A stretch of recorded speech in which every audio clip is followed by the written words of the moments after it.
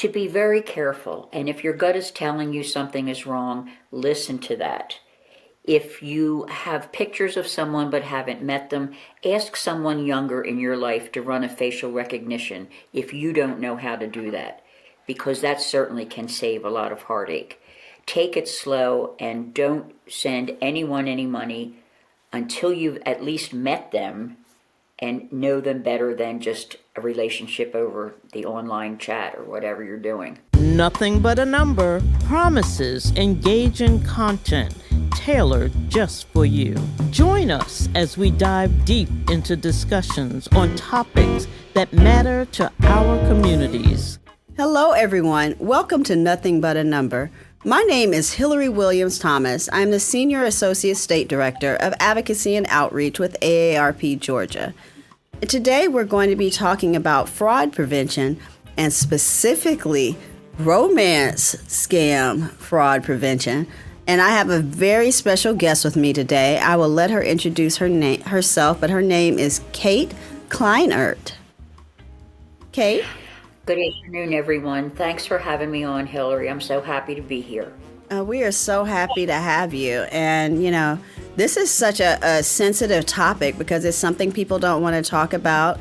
They feel like it's something they should be embarrassed about. So, Kate, I want to thank you publicly for coming and sharing your experience with us and, telling us a little bit about what happened with you so that we can help others not to have the same situation. So do you want to tell me a little bit about it?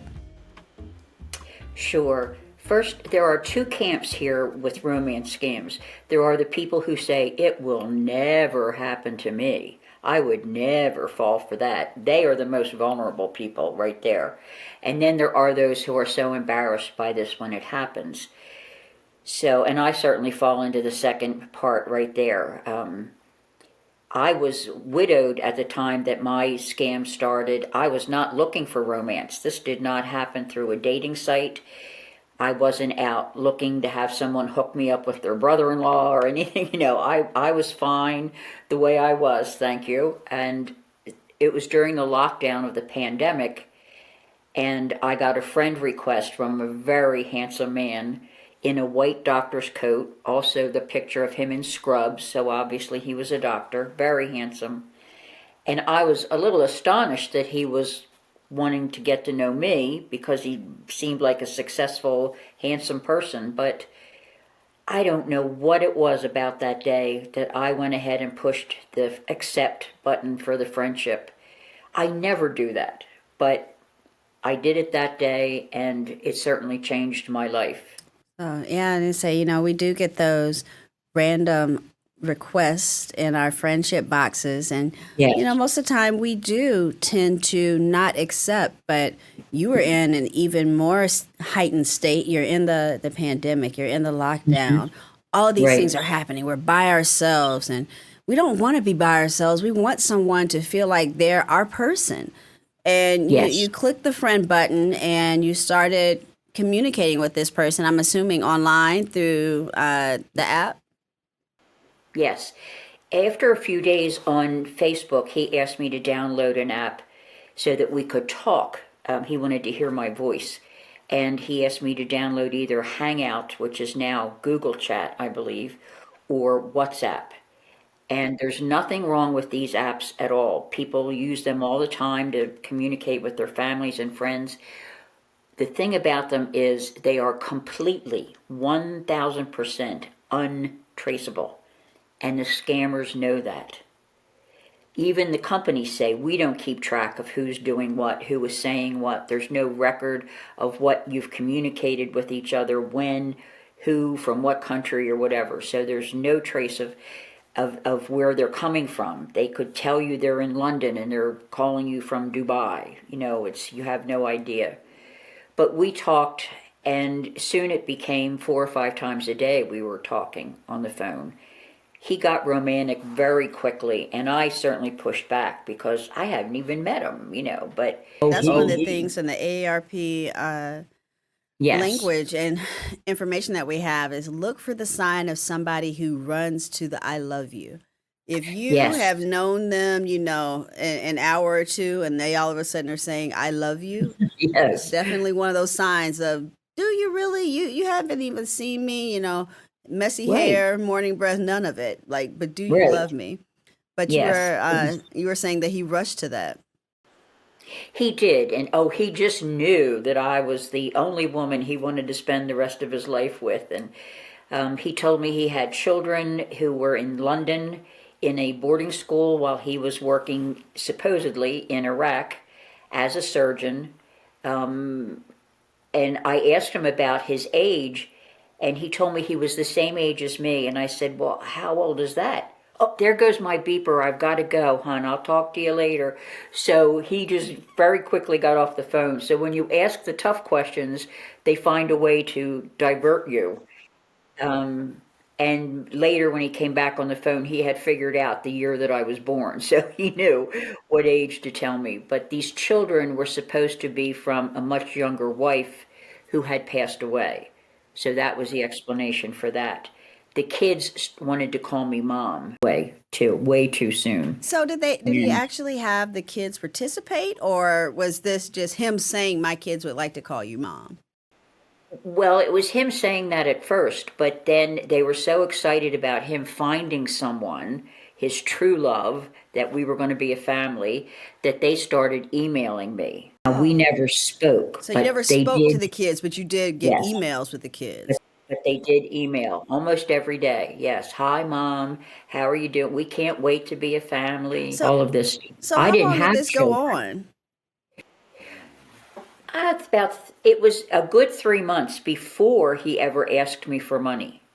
So there was a layer of trust that had been laid down. 3 months is a decent amount of time. So Yes. in that 3 months, when he asked you for money, like how did that work? What did he say? Well, he did not ask me for money during that first 3 months. So I got to trust him and felt like I knew him somewhat. But then the first request for money was because his daughter was sick at the boarding school in England. And he did not have access to his bank account because it was dangerous for him to have that while he was in Iraq, that anybody could take that from him, or it was not a good idea for him to have money on him or access to money, which made a little sense to me, enough that I fell for it. But how So did you I get went him the in. money? Or how did you get the daughter the money because she was sick? He asked me to go get a gift card, $100 gift card, and take pictures of the front and back and send the pictures to her.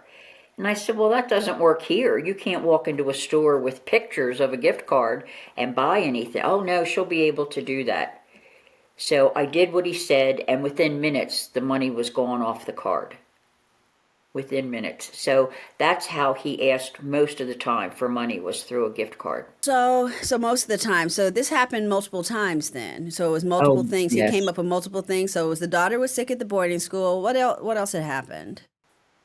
Well, then the son had his nose out of joint because he didn't get a gift card, so could I send one to him?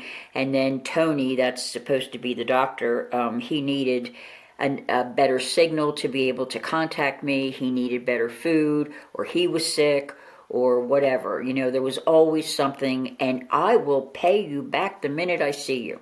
So, So just in case we get cut on time, 'cause I want to make sure we have the end. Through all of this, it was all done through gift cards, correct?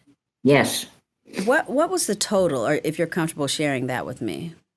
$39,000. $39,000. So you were out of 39,000 of your hard-earned money through gift cards with someone that you believe you had an affinity with, someone who you Yes, believed you would have a relationship with or be able to have a future with, and these children who wanted to call you mom, and you also wanted to help take care of these children, and $39,000 later. yeah, So, was anything able to be done? Well, a lot of times with gift cards, nothing can be done, but did anyone ever yeah. find them or any of those things? No, no, and I kept all of the cards themselves and the receipts. I guess something was telling me to hold on to everything, but unfortunately, last summer I had a house fire, and the cards and everything went with it. So I've lost all my evidence, if it is really evidence. But nothing can be done about gift cards, and nothing can be done about most of it because it's overseas. It is. But Yes. the one thing that can be done is something that you did, otherwise you wouldn't be here with me today, Yes. is that you reported it. You Right. reported it, and you let people know what was happening so that you can help and educate other people, because that's a very Right. important thing, is just to let other people know, because all of those things were plausible. You know, Right. it's plausible to have to be in a foreign country, and then your children are a different foreign country in a boarding school and they're sick, or you gave one to my sister, Mom, why can't I have one too? And so you send one to Right. them, and you know, I'm in this foreign country, I can't access my money, and this food is really upsetting my stomach. And you do that, and you know, goodness, I'm so sick. I need to buy some medicine. I don't have access to my. These are plausible things that happen. Yes. And you're right. Most people do say it'll never happen to me. It's Right. I would never be the person Yes. that would give people this money. I would never get a gift card and give people the funds. I would never do any of it. But I always say the nevering people are the people that's when it happens. Yes. Because that never turns into I did. And, Exactly. you know, it's all types of people. We actually were talking about a person who was a physician in, I believe it was down in Columbus. And he was reporting that he was being told that he was going to lose his medical license. Got a call saying he was going to lose his medical license. And if he did not pay whatever this fee was, he was going to lose his medical license. And he was so afraid that he was going to lose his medical license that he gave them, I believe it was like $10,000 in gift cards just to pay this fee so he doesn't lose his medical license, his livelihood. But, you know, scammers like to get your ether up. They like to get your fear up, Yes. or they like to get your feelings up so that you are worried, or you are very excited, or I want to help. I want to be there. I want to do whatever I can, or, oh my goodness, I don't want something bad to happen. So you Right. then, you know, take down your guards, and you might not do the checks that you would typically do. And, you know, then you have a situation where your funds have been taken and you can't get them back. Exactly. And when I pushed about the money, he sent me the coordinates to get onto his bank account so that I could see that he did have money. Well, it was the most brilliant fake, website that I've ever seen. And his balance came up, and I thought, well, he's got the money. Of course, he'll pay me back as soon as he gets here. Yeah. But You but know, that didn't never happen. got to that point. No. Well, Kate, I so appreciate you joining me today. But as we have to wrap up, what is something that you would want people to know about romance scams? To be very careful. And if your gut is telling you something is wrong, listen to that. If you have pictures of someone but haven't met them, ask someone younger in your life to run a facial recognition if you don't know how to do that, because that certainly can save a lot of heartache. Take it slow and don't send anyone any money until you've at least met them and know them better than just a relationship over the online chat or whatever you're doing. Yeah, that's some very good advice, just to make sure that people check, and recheck. And like you Yes. said, have people do those image searches, have people Right. talk to a friend and get a second opinion on it. Because if you get that second opinion and you tell someone, I've met this person and I've been sending them money, they're going to tell you, don't do that. This is Right. not the thing we need to do. So, Kate, I really appreciate you again. I appreciate your vulnerability. I appreciate your willingness to discuss this very sensitive topic with us and to share with us here today your experience. And hopefully it will help many, many others. So I really thank you. I thank you. Oh, thanks so much for giving me the opportunity to share it. I appreciate that. You're welcome. You're welcome.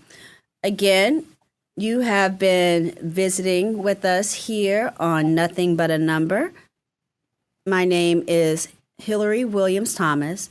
I'm the Senior Associate State Director at AARP Georgia, and we thank you for joining us and listening to this important information. And that's a wrap on today's episode of Nothing But a Number. Thank you so much for joining us and diving into the conversations that shape our communities. We hope you found today's discussion enlightening and inspiring. Remember, new episodes drop every Wednesday at 12 noon on YouTube and wherever you listen to podcasts. To stay up to date with all our latest episodes and to continue exploring the topics that matter most to you, be sure to subscribe and follow Nothing But a Number on your preferred podcast platform. Your engagement and support means the world to us. If you enjoyed today's episode, please consider sharing it with friends and family who might also find value in our content. Until next time, stay informed, stay connected, and we'll meet you right here next Wednesday. Take care.